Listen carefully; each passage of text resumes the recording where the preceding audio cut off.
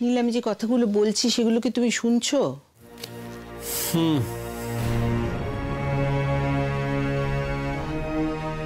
দেখো নীল, আমার মনে হয় এবারে তোমার জীবনটাকে একটু অন্যভাবে সিরিয়াসলি ভাবার সময় এসেছে। এই কথাটা তুমি আগেও বলেছো মা। হ্যাঁ বলেছি, কিন্তু সেটা অন্য অবস্থায় বলেছি।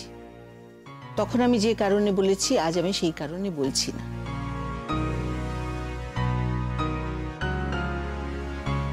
দেখো, সেদিন হয়তো মেঘের উপর একটা আমি অন্যরকম মনোভাব থেকে এই কথাটা বলেছিলাম, কিন্তু আজকে আমি সেটা বলছি না।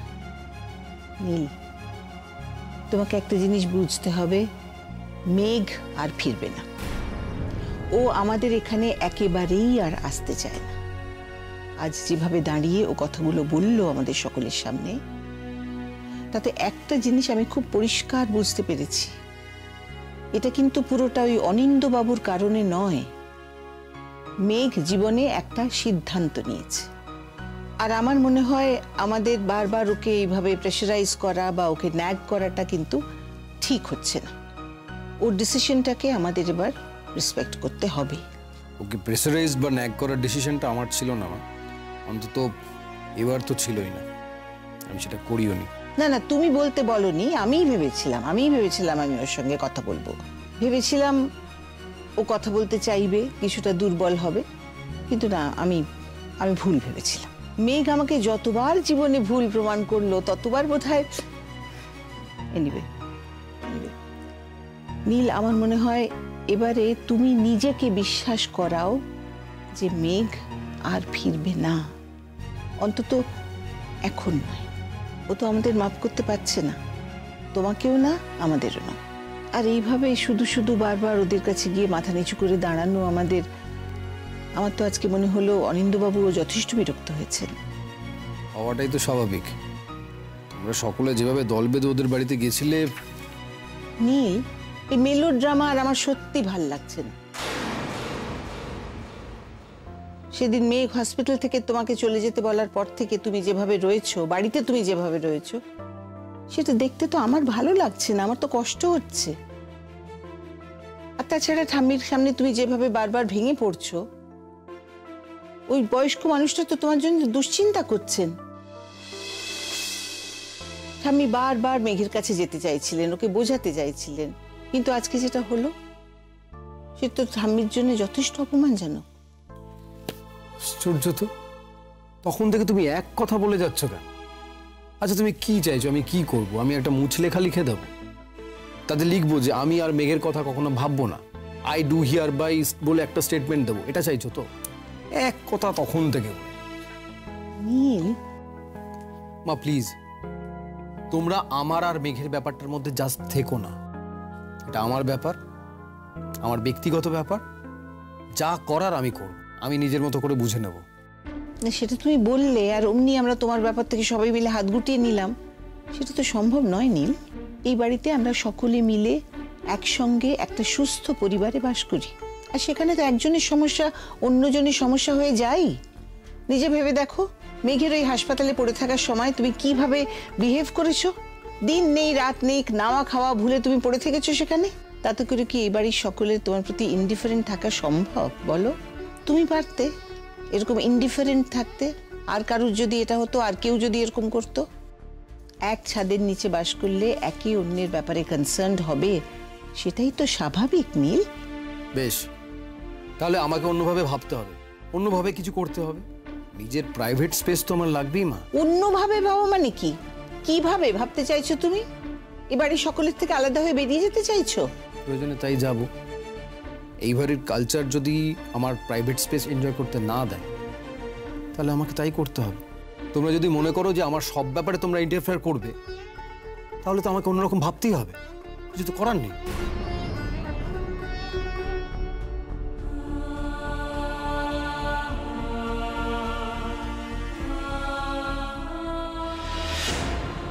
Then out.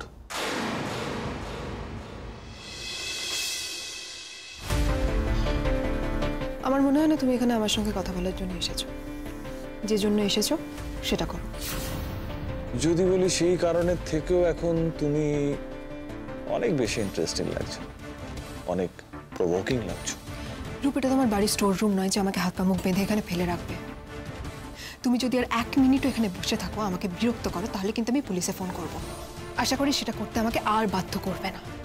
আর তুমি যখন এই সন্ধ্যাবেলা কফি শপে, তাহলে নিশ্চয়ই তোমার নতুন শিকারের সন্ধানে এসেছো, তাহলে সেটাই করো। গিনি, তুমি না আমাকে বড্ড বেশি চিনে ফেলেছো। প্রবলেমটা এখানে।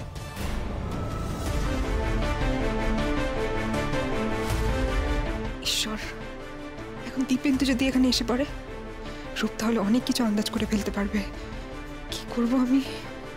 দীপেন্দুকে তো সাবধানও করা যাবে না, ও ফোনটা তো আমার কাছে। ঠিক না গিনি, সামটাইমস খুব মিস করি তোমাকে আমি, বিশ্বাস করো। সেই সাংঘাতিক এক্সাইটিং টাইম, রিমেম্বার গিনি? রূপ, আমি কিন্তু থানায় ফোন করে এক্ষুনি কমপ্লেন করতে পারি যে তুমি আমাকে পাবলিক প্লেসে হ্যারাস করছো। এখানে সিসিটিভি ক্যামেরা আছে, তুমি যে আমাকে উত্ত্যক্ত করছো এটা প্রমাণ করতে কিন্তু আমার বিশেষ সমস্যা হবে না। Smart, very smart. যেটা তোমার মতো পুরুষদের কাছে খুবই ভয়ের। আরে বাবা রে, আমি খুব ভয় পাচ্ছি, গিনি ভীষণ ভয় পাচ্ছি আমি। এই তোমার কাছে 2টো ফোন? ওয়াও, নতুন ফোন? ন্যাচারালি। তুমি তো আমার আগের ফোনটা ভেঙে দিয়েছিলে না, যাতে আমি কারোর সঙ্গে যোগাযোগ না করতে পারি। That was intelligent on my part গিনি।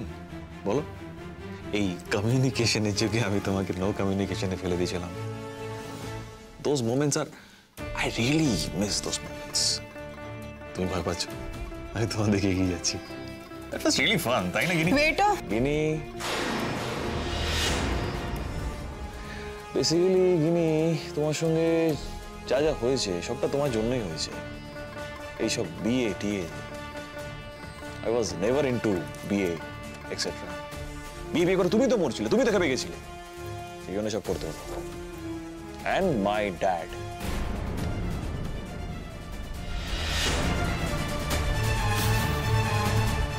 আরে গিনি উঠে পড়ছে কেন?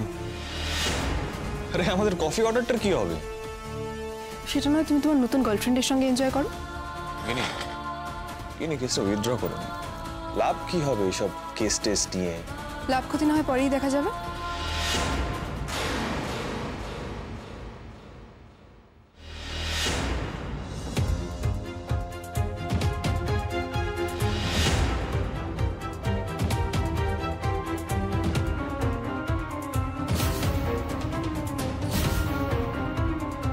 সর্বনাশ। Hey, dear. What a surprise! তোরা দুজনে একই ক্যাফেতে একসঙ্গে। I'm smelling something fishy. বিন্দু, something very fishy. তুই কি আমার মুখে ডেট করছিস নাকি? আরে কি বলছিস তুই? তাহলে তুই আর ও একসঙ্গে ফ্রেন্ডশিপ নাকি? কি? কমন রূপ, বাজে কথাগুলো থামা।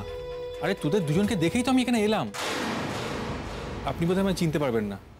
আমি দিব্যেন্দু, রূপের বন্ধু। আপনাদের বিয়েতে আমি বরযাত্রী গিয়েছিলাম, সেখান থেকে মনে রাখাটা জানি সম্ভব না। আর আপনার বন্ধুর এখনকার কথাগুলো শুনে নিশ্চয়ই বুঝতে পারলেন যে আমাদের বিয়েটা মনে রাখার মতো কিছু ছিল না। আই এম রিয়েলি সরি, আমি আপনাকে রেকগনাইজ করতে পারছি না। আর হ্যাঁ, আমি এখানে আপনার বন্ধুর সঙ্গে আসিনি, উনি এখানে আমাকে ডিস্টার্ব করছেন। পারলে নিজের বন্ধুকে একটু কন্ট্রোল করুন। আর এমনিতেই জানেন তো, আপনার বন্ধুর এগেনস্টে না একটা ক্রিমিনাল কেস চলছে, যেটা আমিই করেছি। তাই এখান থেকে ডিরেক্ট আমি থানায় গিয়ে যদি একটা কমপ্লেন করি, ওর হাজত পাশটা কিন্তু আজ রাত্রেই হয়ে যাবে। I'm sorry for the mistake, Dibyendu. Meet my darling wife. তুই সেদিনই জিজ্ঞেস করছিলেন না আমাকে? Here she is. পরের বার বেলটা যাতে না হয় সেটা আমি ইনশিওর করবো, mister Roop Sanyal. And good bye, whatever you are. Roop, আরে ছাড় আমাকে। রূপ, যেতে দে ওকে। Audacious. আমাকে শাসিয়ে চলে গেল। যেতে দে। আরে তুই তো সেদিনকে বলেছিলিস কোর্টে তোর কেসের অবস্থা ভালো না, আর এখন আর এই এক্সট্রা ঝামেলার মধ্যে নিজেকে জড়াস না। এই, আমি কি তোকে এসব বলেছিলাম নাকি? হ্যাঁ বলেছিলি তো। হ্যাঁ, বাই দ্য ওয়ে, আর কি কি বলেছি আমি তোকে? খুব সিক্রেট কিছু বলে ফেলেছি নাকি? আমি আবার হেসে টেসে যাবো না তো? কেন, ফেসে যাওয়ার মতো কোনো সিক্রেট কিছু আছে নাকি? তাহলে তোকে আরেকদিন আমার ওখানে ডাকতে হয়। জোকসে বাড়িয়ে। তুই এখানে কি করছিস? আরে আমি আমার কলিগদের সঙ্গে এখানে এসেছিলাম, তা বেরিয়েই পড়েছিলাম। ওয়াশরুম থেকে বেরিয়ে দেখি, প্রথমে দেখি তোকে, তারপর দেখি ম্যাডামকে, তাই চলে এলাম। ভাবলাম তোদের বোধহয় প্যাচ আপ হয়ে গেছে।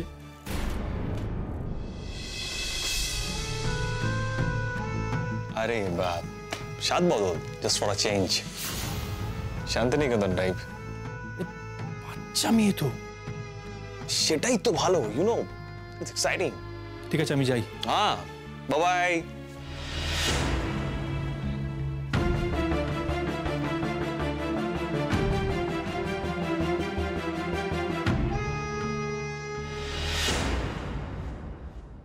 ফোনটা তো গিনি হাতে দেখলাম, ভালোই করেছে নিয়ে নিয়েছে। কোনো কল আসলে রূপের চোখে পড়লে, কিন্তু ফোনটা পাবো কোত্থেকে? ওদের বাড়িতে যাব, ফোন নাম্বারটা মুখস্থ নেই যে কোথা থেকে ফোন করব।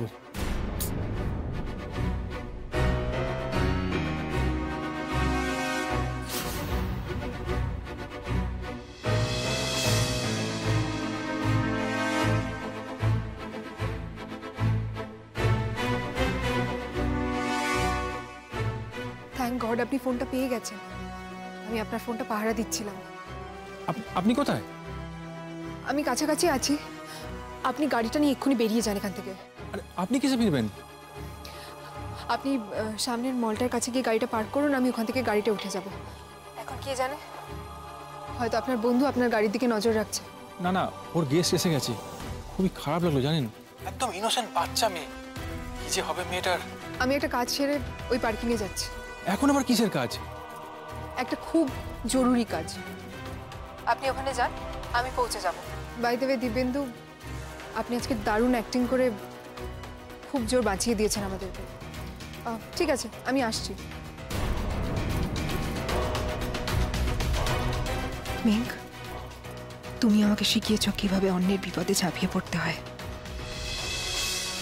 এবার আমার অন্য কাউকে বাঁচাবার পালা।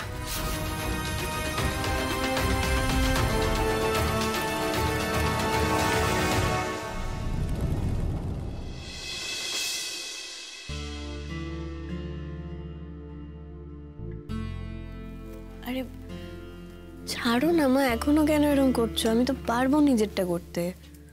জানি তো পারবি, তাও আমি করে দিলে কি কোনো অসুবিধা আছে? অসুবিধে নেই, কিন্তু আমি তো কুড়ে হয়ে যাচ্ছি, তাই না? তাতে কি হয়েছে? তাতেও তো কোনো অসুবিধা নেই।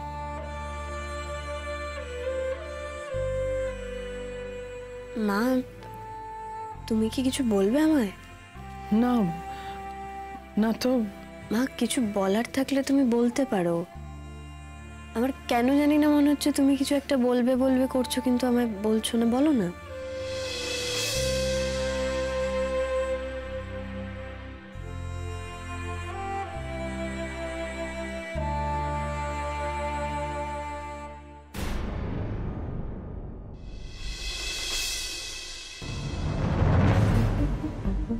তুমি what are you doing here? বাহ, একটু আগে এই জায়গাটা তো আমি বসেছিলাম। তুমি এসেছিলে আমার সঙ্গে অসভ্যতা করতে, আমায় ডিস্টার্ব করতে। Giri, shut up! Don't create any nuisance. রূপ, আমি তোমার মতো নোংরা অসভ্য নই। সো ডোন্ট ওয়ারি, আমি এসেছি অন্য কাজে। তোমার নামটা? আমি দময়ন্তী। আমার নাম গিনি। তুমি ভাবছো তো আমি এখানে হঠাৎ করে কেন এলাম, আর এই লোকটাই বা আমাকে দেখে এত আনইজি হয়ে গেল কি করে? Gini, don't create any scene. Damayanti, আমার একটা খুব ফরগেটেবল আর খুব অপমানজনক পরিচয় আছে। আমি এখনো লিগালি রূপ সান্যালের বিবাহিত স্ত্রী।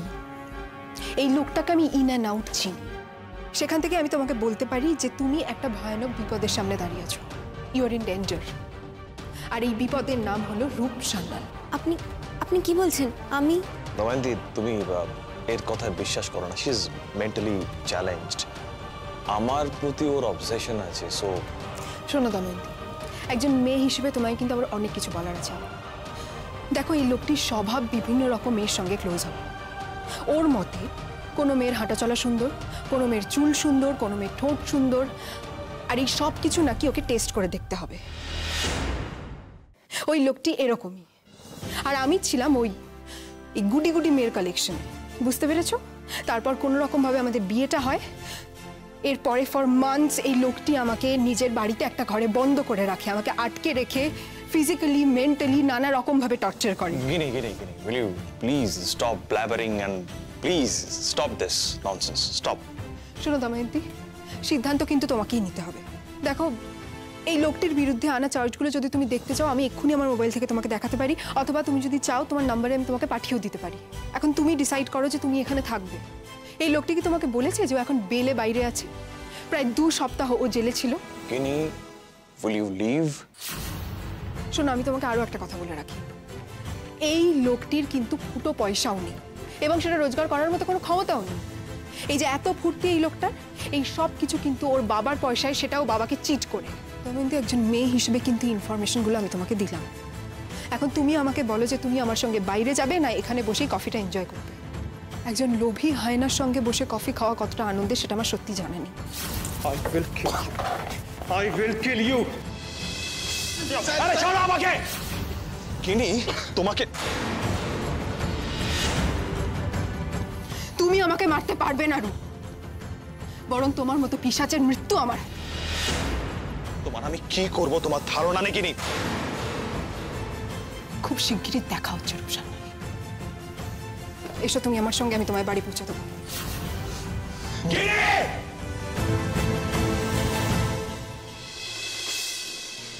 তুমি যাও, সাবধানে যাও। থ্যাংক ইউ দিদি। মেঘ, মেয়েটাকে চিরকালের মতো রূপের হাত থেকে বাঁচাতে পারলাম কিনা জানি না, আজকের মতো পারলাম। দেখবে, তোমার মাথার কলঙ্ক খুব শিগগিরই আমি ঠিক মুছে দেব। তুমি যে আমাকে সাহসী করে দিয়েছো মেঘ। ও মা, বলো না কি বলবে। আরে তুমি তো আমাকে এই কথাটা বলবে, আমাকে বলার জন্য এত দ্বিধা করছো।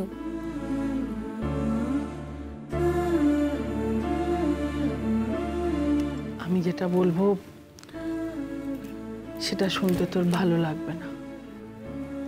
কিন্তু তুমি যদি না বলো আর তারপর আমার রাতে যদি সেই চিন্তায় ঘুম না হয়, সেটা ভালো লাগবে?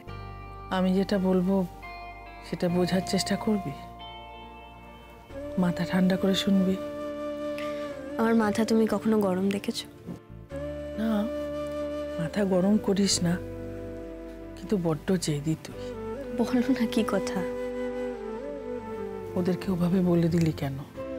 বাপি বলেছে বলে?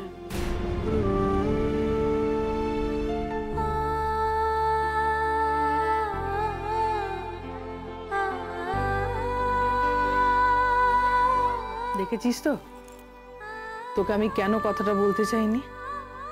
আমি জানতাম তুই এড়িয়ে যাবি, এই ব্যাপারে তুই কথাই বলবি না, তোর ভালোই লাগবে না।